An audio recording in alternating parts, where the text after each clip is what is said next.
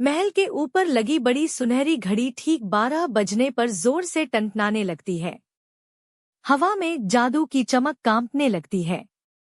Cinderella राजकुमार के साथ नाच रही होती है, तभी घंटी सुनते ही वो चौंकती है। उसकी आंखें फैल जाती हैं। वो घड़ी की ओर देखती है, जादू कमजोर पड़ने लगता है। सिंड्रेला अचानक घूमती है और दौड़ पड़ती है। उसकी कांच की चप्पलें चमकती हैं। मेहमान चौंक जाते हैं। राजकुमार उसका हाथ पकड़ नहीं पाता। महल की बड़ी संगमरमर की सीढ़ियों से भागते हुए उसकी एक चप्पल फिसलकर पीछे गिर जाती है। चांदनी उस पर पड़ती है और वो चमकने लगती है। महल के बाहर सुनहरी बग्घी में दरारें पड़ने लगती हैं। घोड़े छोटे होते हुए चूहे बन जाते हैं। फर्शी वापस कद्दू में बदलने लगती है। सिंड्रेला अब नंगे पांव जंगल के रास्ते भाग रही होती है। उसका गाउन फटने लगता है। वह डरी हुई लेकिन मजबूत नजर आती है। एक घने पेड़ के पीछे वह छुपकर सांसें लेती है। हाथ में बची एक चप्पल पकड़ी होती है। उसका चेहरा पसीने और डर से भीगा होता है। महल की सीढ़ियों पर राजकुमार झुककर चमचमाती कांच की चप्पल उठाता है। वह उसे गौर से देखता है और उसकी आंखों में दृढ़ निश्चय चमकता है। राजकुमार शाही दरबार में खड़ा होकर कहता है, मैं उस राजकुमारी को ढूंढूंगा जिसने मेरे दिल को छुआ। उसके हाथ में वही कांच की चप्पल होती है। राजकुमार सफेद घोड़े पर चढ़ता है। पीछे रक्षक होते हैं। उसके पास मखमली डिब्बे में वो चप्पल सुरक्षित रखी जाती है।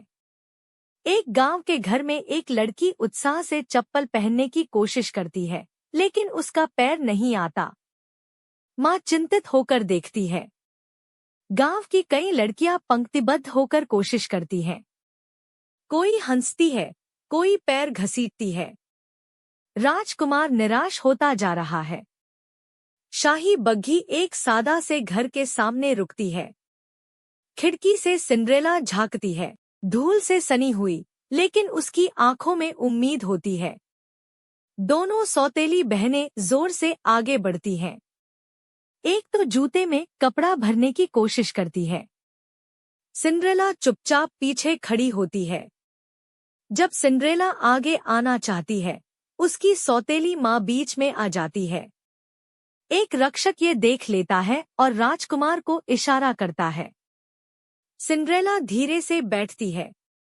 रक्षक चप्पल उसके पैर में पहनाता है और वो बिल्कुल फिट हो जाती है। थोड़ी जादुई चमक हवा में फैलती है। राजकुमार और सिंड्रेला एक दूसरे की आंखों में देखते हैं। पूरा कमरा जैसे रुक गया हो। उनके चारों ओर सिर्फ एक सुनहरी रोशनी बचती है। तीसरे अध्याय का यही था अंत। लेकिन कहानी अभी बाकी है। चौथा भाग जल्द ही आने वाला है, इसलिए जुड़े रहिए। और अगर कहानी पसंद आई हो तो लाइक, कमेंट, शेयर और फॉलो जरूर करें। आपका साथ ही हमारी प्रेरणा है। धन्यवाद।